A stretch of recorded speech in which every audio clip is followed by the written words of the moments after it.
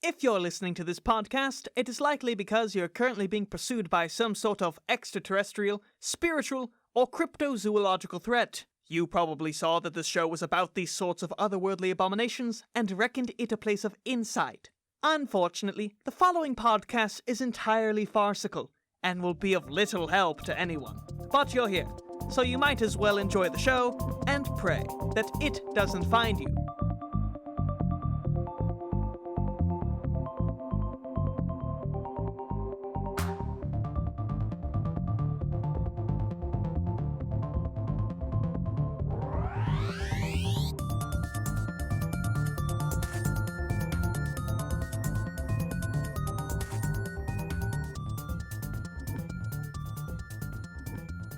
Hello and welcome back to Lore Folk Podcast, where we riff on all things paranormal. I'm your host, Aidan Kidd, and today I'm joined by my co-host, confidant, and pharaoh of Egypt, who is refusing to let my people go. It's Maddie Barr! The plagues.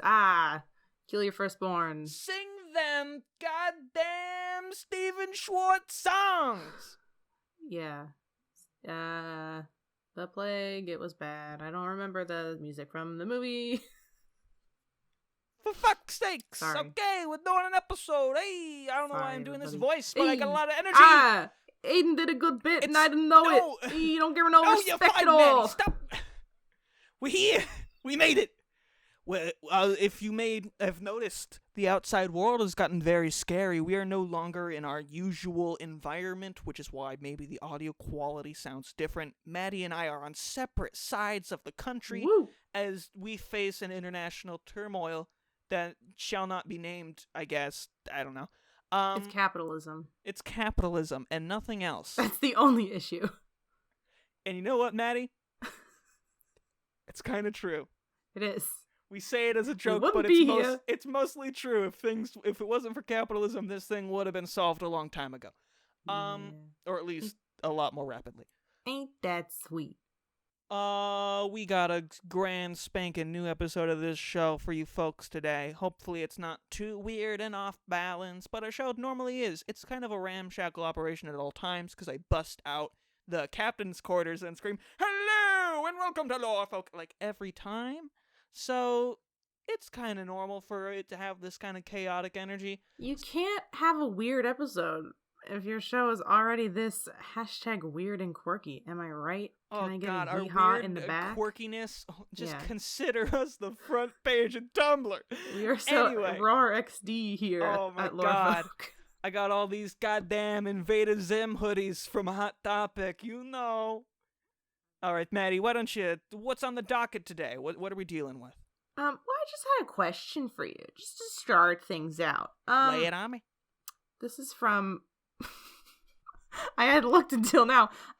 Call of Duty 666, absolute legend and a mad lad, would like to know. This is sort of...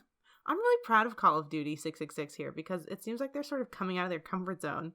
I would expect this to be a Call of Duty or a satanic-themed question, but they want to know, what would you do if you had a dungeon? Just a simple question from Call of Duty 666 on the internet. I would install a large river with a large amount of candles surrounding it, and I would have a little boat ride so that when I write my operas, I can take this woman that I've been taken with down to my secret little murder dungeon, and we can have a romantic boat ride while I sing beautiful songs. Yeah. And she sings for me. In the night, I'll sneak in and I'll place a bunch of dolls all around your water, and I'll turn it into Small World. And then you'll try to come down with another maiden, and Maddie. you'll be like, "Sing for me!" And then all the dolls will turn on all at once, and she'll be like, "Oh, what is this? Is this It's a Small World?" And you'll be like, "No, I'm trying to have a dungeon moment." I'll be in the background with a remote that says, like, "Dolls, go." Maddie, you fucked this up for me. Oh. She thought I was so cool and mysterious and hot, and you made me look like a fucking nerd. If I had a dungeon, I would fill it with small dolls, so that every time I go to your dungeon and replace your cool shit with singing dolls, and then you get rid of them in a fury, and then I wait a little bit. I don't do it immediately. No. I wait a few months. You It's know, a long con. he's thinking, oh, she needs to buy more dolls. Secretly, I've had the dolls all along, but Aidan doesn't know that. He waits, and then I wait, and then I fill it back up with dolls again. And he's like, ah, damn it. And then he's like, no. He clears the dolls out, and the very next day he brings another maiden down, thinking, I haven't had time to reorder the dolls, but joke's on you, boy, because I've had a whole dungeon full of dolls. And I fill that shit right back up with dolls, and it's a Small World again, but this time it's a Small World holiday edition, and they've all got little hats on, non-denominational holiday hats, and they're singing, what do they sing in the Christmas version? In the non-denominational holiday version. I don't know. But it doesn't matter because all the cool ladies you brought down there have already fled. They're long gone. And you know where they're hanging out? In the doll dungeon? In the doll dungeon! Your dungeon is just purely here to sabotage my dungeon. Yeah, well. That's very petty and vindictive of you. I don't appreciate that at all. I thought we were friends. We are, but if I'm the kind of person who has a dungeon, I'm the kind of person who's going to be really petty. If I finally decide to take the final step in my life, in my Maslow's hierarchy of needs, dungeon is on the same level as being a petty-ass bitch. All right, Maddie, we got another Yahoo baby boy here to ask us a very important question, and it is, where do leprechauns come from? I know sirens come from the expression of greed, and if you turn into one of you are... What the fuck is this sentence? I know sirens come from the expression of greed, and if you turn into one, you are tempted, and then you are forced to tempt others to their fate. I know banshees are created from tears when people are unhappy. I know that banshees cause misfortune and disease. Is that a thing banshees do? Apparently. I know fairies are born when babies laugh for the first time. Congrats, you read Peter Pan. Or when... Wow. Where do leprechauns come from? What produces them? Every time an Irish person suppresses an emotion, a leprechaun is born. Oh, I've created so many leprechauns. Oh, God. No, that can't be true because we'd be overrun by now. That's true. Oh, society. Where do leprechauns come from, Aidan? Society would have collapsed if that were true. Oh my God. The leprechaun uprising. Yes. I think leprechauns probably come from every time you do a little jig. Much like fairies with the clapping, you have to do a little jig, and that will birth a baby leprechaun from the, vaginal canal of a rainbow. Ah. That's what's at the end of a rainbow. Yes. So, I kind of want to talk about these banshees, though. Yes. Leprechauns we can figure out. We have the science. We'll do that later. But banshees are created from tears when people are unhappy? Question mark? Yeah. I don't know about y'all out there. Not to get too real. But if that's true, then I got a whole lot of banshees out there swinging for me. Do I own the banshees that come from my tears? Or are they just there? I think they're like your kids, and you haven't been paying child support. Okay. So I'm a sperm donor for banshees. Yes, and there we have the episode title. Boom! We got it! We can did tell it! that it's going to be in the moment for once. I know, yeah, that doesn't usually happen. Except for Werewolf Green Card Marriage, that one felt like right there. That's pretty good too, yeah. So I donate my tears unwillingly, and banshees are born from them. Okay, fine. Someday Whatever. It's going to be like that scene of that guy who helped all those kids escape terror in World War II, where he's in that church, and he doesn't know that they're all the kids grown up, and you're going to be there, or super old and wrinkly. If you were born from this woman's tears, please rise, and the whole room is going to lift. Oh no. And then, and I'll be so moved that I'll be crying, and there'll be more banshees just showing up in the theater, and they'll be like, please stop. We can't support this banshee population. And I'll be like, I'm just so touched. And then they're all going to start crying because you mean so much to them. And oh, then no. You're going to become a grandparent, and it's going to be a mess. Oh, damn. God. Family's worth it, though. This is a very cursed relationship humans have with banshees in their production. It's not Sorry right. about that, guys.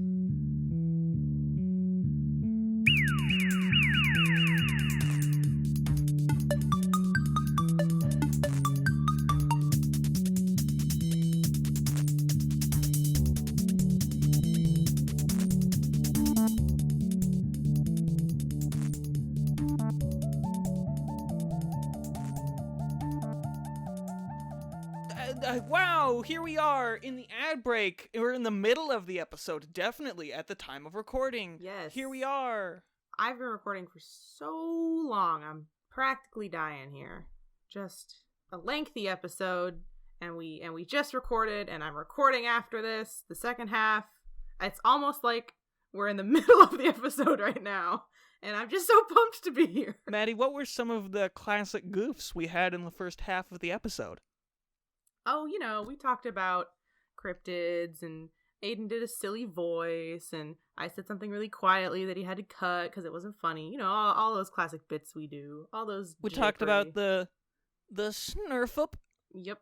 The classic cryptid, the Snurf Up, and the way he vomits on baby goats and then turns those baby goats into zombies, and then he rides them into battle, and he forms small armies, and he just plagues the countryside of Peru. As we all remember from the first half of this episode that we definitely have already recorded by this point in the show. Obviously. All right, Maddie, we're doing ads because we're a bunch of babies who have no sponsors. So give me an ad for bees? Bees? You know about bees, but have you ever encountered bees?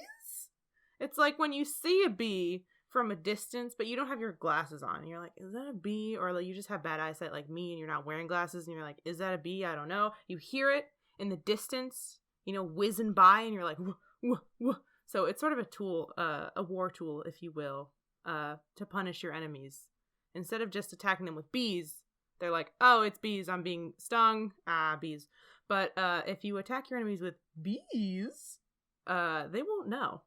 There's a psychological element at play when they don't know what the buzzing whizzing past their ear is. Oh, I see. You're not selling bees for warfare. You're selling the idea of bees for warfare. I'm selling conceptual bees. Conceptual bees for sale. Come get your bees. So if you'd want to confuse someone, but not do them any physical harm with real bees, I strongly encourage you to purchase bees.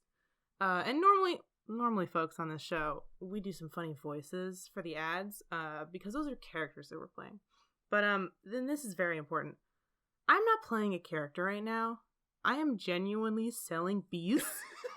So, if you want to purchase some fucking bees, hit me up. Here's my personal phone number. It's definitely me saying my phone number and not just me saying words while Aidan bleeps it out. Yup, there it is. So contact me. Don't forget the zip code of the phone number. They can just at you on Twitter, Maddie. At me on just Twitter. Plug your Twitter. At me on Twitter. It's at Maddie Rooster. Not because I like roosters. We've been over this before. If you want to purchase some bees and confuse your worst enemies or your friends, a spicy prank either way. This also seems like a good point for me to plug my Twitter. It's at Aidan Kidd, AIDANKIDDD, like 3 Ds, much like King Dedede from Kirby. Yes. I'm not selling any conceptual bees, but if you want to be my friend, that'd be cool. If you want to purchase conceptual bees, you need to follow me and Aidan on Twitter. If you set notifications for if you make sure to like, comment, and subscribe and hit the bell to be notified when we post a new episode, then I'll throw in some extra bees, some real bees, for free. So you'll get bees and bees. You have to do all of that. It's like having the box legendaries in Pokemon. You need the 2 of them to get Rayquaza. That's bees?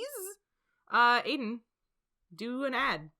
I haven't scrolled to the section where we wrote them down, so I can't tell you what it's for. It's too conceptual. It's too much for my small mind. But tell us about it. I got an ad for Otto's Automobile. As we're well aware, we are currently in late-stage capitalism. It is ravaging our country, and so a lot of products are going unused and being thrown away, given current crisis. Insert here.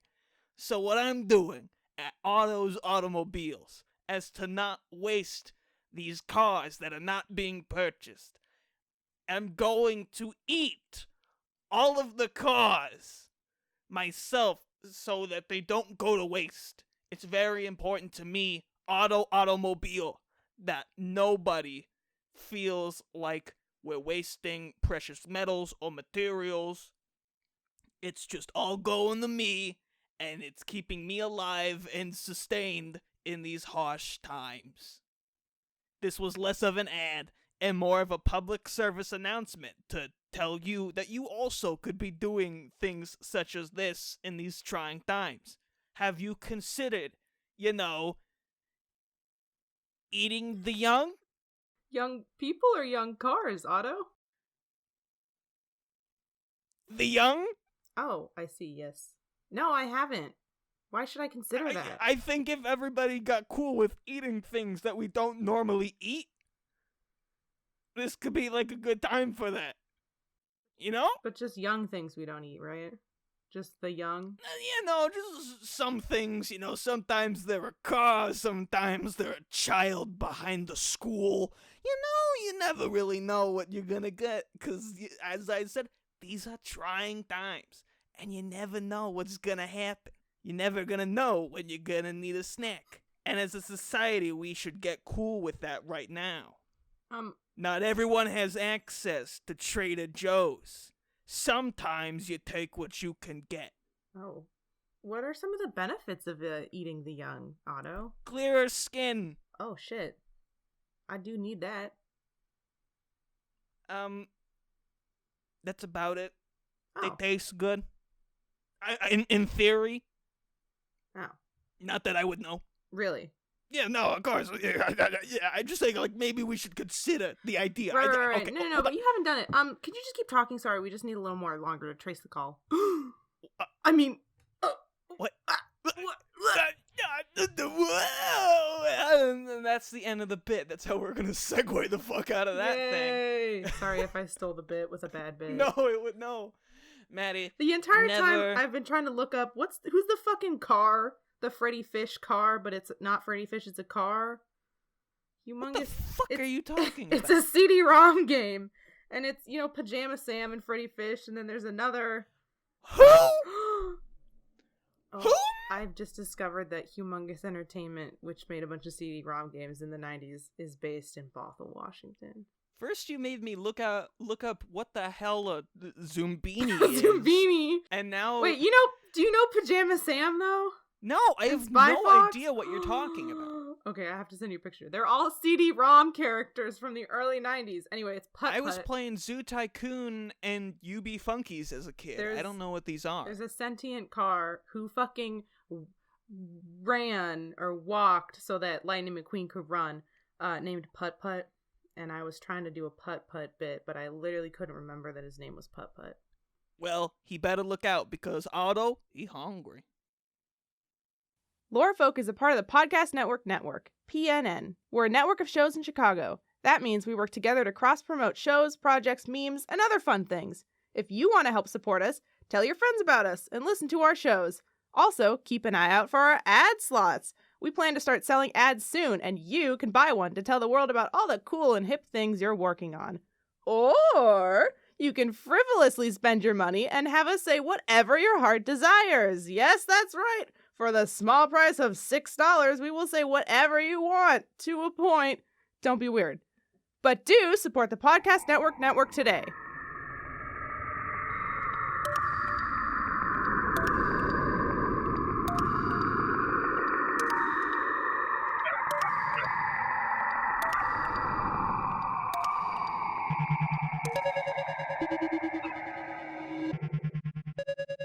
Maddie, why do people assume ghosts can't wander? They always assume that ghosts stay forever in the place they died. But I see no reason a ghost can't just wander around. Can ghosts use... Well, I don't know. I was going to say, can ghosts... Maybe they're just bound. Maybe they're region locked. Like a goddamn Nintendo Switch, they're region locked. Because I'd be like, well, I was going to say, like, can they be on boats and stuff? Like, because maybe they're just stuck in the country they're at.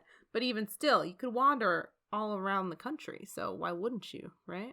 I think the idea is most people assume that ghosts stay in the house where they died. Yeah, they're, like, attached to it. I don't know why I said it like that. The question literally said that. I think they can leave. I think a big plot hole in the whole ghost idea is the fact that it constantly seems preposterous to me that ghosts would not immediately get bored with Earth and go fly somewhere else into space. You could be a ghost on Mars. You have immortality in flight. Are you not gonna go check out Mars? I was just thinking about going to Madison Square Garden and catching some free concerts, but why would I do that when I could go to the sun? I could literally punch the sun. You could if you die, and it's worth dying for that thrill. But Maddie, originally... I mean, if I try to punch the sun right now, I'm going to die anyway, so it's sort of a win. Like, the sun better watch out, because either way, here I come, you know? So, what's funny here is we have another Yahoo Answers question. Ho, ho, ho. Another anonymous user who asks, what would make some spirits say earthbound? If a person was killed, tortured to death, would they be resting in peace like we hope, or would they remain earthbound? Oh. Now, first off, I find it weird that they keep capitalizing Earthbound like it is the classic SNES game. Maybe they think that the SNES game is based off of the concept of being earthbound. They've clearly never played the classic SNES game with its protagonist NES game. But what's most suspicious here is the fact that they say, if a person was killed, tortured to death, would they be resting in peace? Hey, Steve! That's oddly specific and Steve, you killed that guy, right? I don't want his spirit sticking around. Yeah, I tortured him to death, right? So he's resting in peace, yeah? I don't know, man. It's sort of a gray area.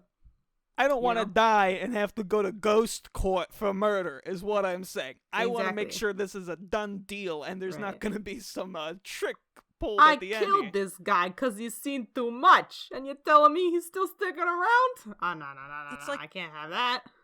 It's like this question asker includes ellipses between tortured to death and the rest of the sentence. Like, it's really eerie. I don't like it. Could have just been like, for example, tortured to death. Whatever. Off the top of my head, no biggie. But they really, why do you want to know, you know? How do I know you haven't tortured someone to death? It's concerning, to say the least. All right, I got one more question for us here. Oh, boy! I can't wait! Strap in. Get your snacks, everyone. Oh, hold on, I gotta get the popcorn! Get your fucking... I'm so excited! I told you to have these ready! No, I gotta put it in the microwave! Hold on a sec! While we're waiting for Aidan to pop his popcorn, 30 more seconds! So subscribe to Lorefolk. We're on Twitter. Are we on Tumblr still? Maybe? Who knows? Irrelevant.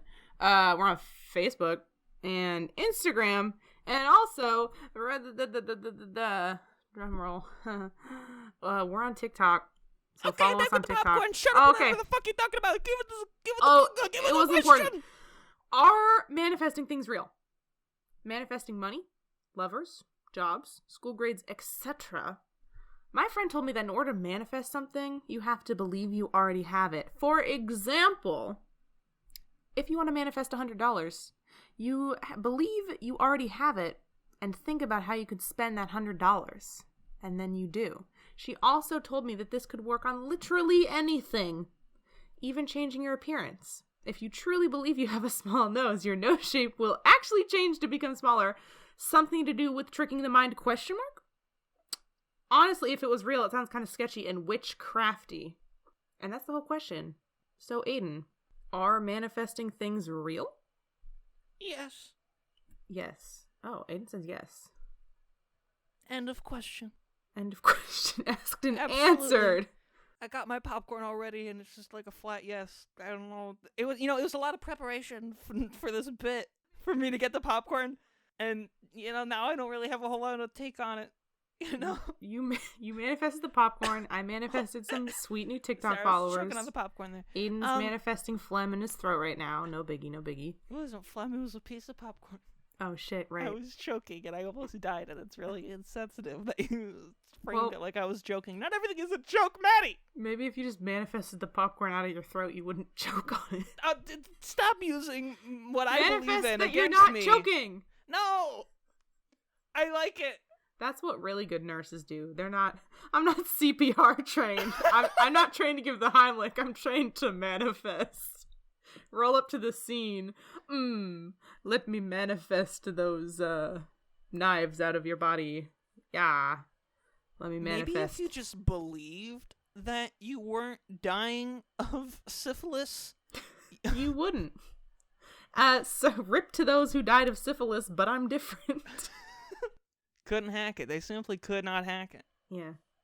Just manifest it, y'all. That's what they say when they say believe. That's what they mean when they say believe in yourself. Because if you stop believing in yourself, you'll catch like jaundice or something crazy and you'll die. Yeah, you'll cease to exist. You will. You have to constantly manifest yourself to remain real. It's tough. No wonder life is so hard. We be out here, women be shopping, and I be manifest. Well, that's gonna do it for us today, folks. I hope you enjoyed the show. Woo. We're but babes in the woods here, so if you want to give us your fucking money, please, on God. We don't have real ads. Tell your dumb idiot friends. Tell your dumb stupid friends about us and trick them into giving us money. Tell your ugly fucking loser ass friends to dig into their grimy little wallets and give us some of their disgusting cash. That's right. I just read The Game and I'm gonna neg you all into supporting this fucking show. Yeah, it's a tough time, tough times out for everyone, especially tough to be a babe in the wood of a show, so please. A babe in the podcast woods. We are already don't have real ads, and now no one is doing anything to advertise. So please, send us your love in the form of money and I support. desire it. I believe that I have it, and thus you shall give it. Please manifest some more fans for us. Thank you. I appreciate it. Goodbye. But there we go. Bye. Bye. That banjo music is sweet music to me.